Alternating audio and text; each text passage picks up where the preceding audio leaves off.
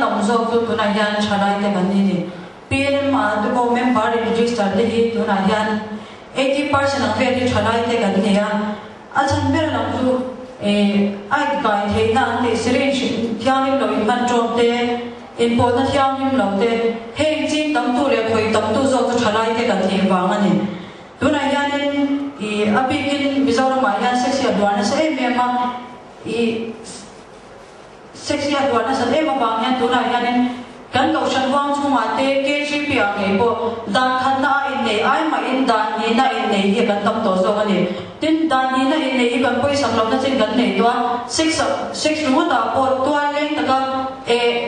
how long ta ka ngai na chin po kan nei to ni tu na yan 6 lama yan ni Mizoram ni kan in man na sa bang yan tu na yan ni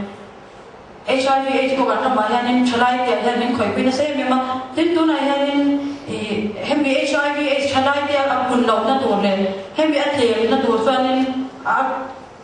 tu na tin mo na kan ta kan ta ma kan the na tu so nin kan in fe na so ki lai pa pathia na ani so se kan in shil ta mo poi mo ke poi tu na yan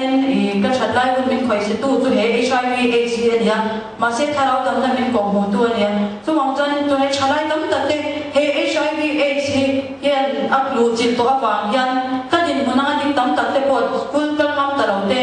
le la thong mam lo te le an ril ru le tak sa tharau phin na koi poi china wangin kan ram economics khen pan na chiat pha nia so wang chuanin chalai te kan chalai pu te tu na rong po tu tam tak te pona lal pa kanin ve na so kan izia le swal la lam thei heng na kan fi din na dura lal pa chi poi mo sia kan sia tam poi mo tin ka shan wang su ma po heng sex ta te le he mi tu cha kai thina dura poi ti lo na le a kai thina dura sex na ma kan ka ni poi ti lo na kan ne na chan ni he ko ve mi te min bu dan ai ma pathian min bu dan kan thi lo zo wa ni pathian ni na min bu dan ni kan thi ni ngat chuan heng na ka he kan fi dim to ni ti hi kan i zel te tam poi mai ka sha